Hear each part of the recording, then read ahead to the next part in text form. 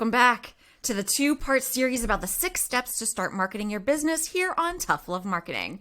This episode covers steps 5 and 6, and spoiler alert, they are a doozy. So we're getting right to it. No small talk today. Step 5 is where we tackle the how. This is a big one here. Here's where most of the pieces of the puzzle come together.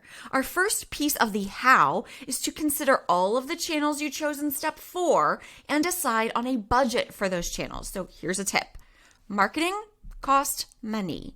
It's completely normal to be extremely hesitant to invest thousands into something you don't know will work. But if you invest, say, $300 instead of $3,000, well, you're going to get $300 worth of results. Now, I don't want anyone to overextend themselves financially, but set your mental expectations. If you only have $300 to spend, you're not going to see a huge spike in anything. But it could be a nice way to test the waters to see if your channels that you chose were right. So there's a balance. Also, I want to say this. None of these marketing channels are simply going to open a floodgate of results. This all takes time. There is nothing instant in this, okay? Additionally, in this how section, you're going to decide on your marketing message. What problem can you solve for your ideal customer? What's in it for them if they decide to do business with you? What do they get in return for stopping their scrolling and giving you the time of day?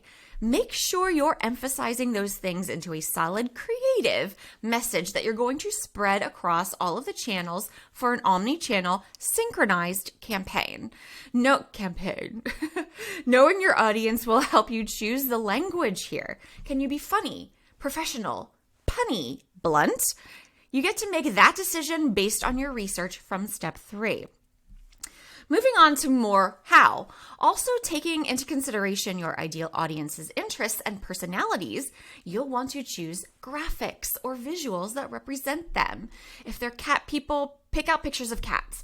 If they go to the gym every day, show someone working out even if you're not a gym.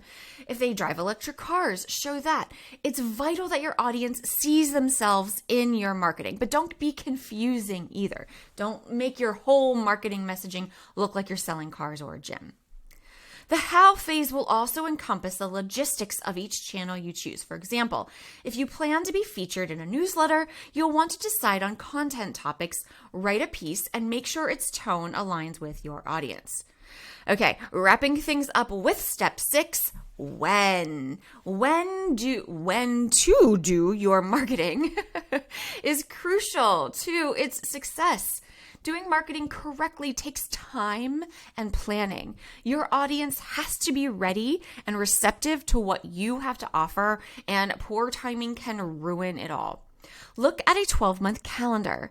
Plan out your seasonality and think about your customer's thought process around your seasonality. If you sell purses, for example, then choosing peak gifting times of year would be smart to plan around. And not just the day before Valentine's Day, right? People shop around and plan ahead. And if you plan on offering any specials or sales, you'll want to give people time to shop, plan, and then be able to take advantage. Do you know why Amazon Prime Day and Black Friday sales are so popular? Because people can plan ahead for them. All right, so I have given you enough homework. If you have any questions or run into any roadblocks, I'm totally here for you. You can reach me on my website at thatsdiana.com, on Twitter or LinkedIn, and I'll see you next time.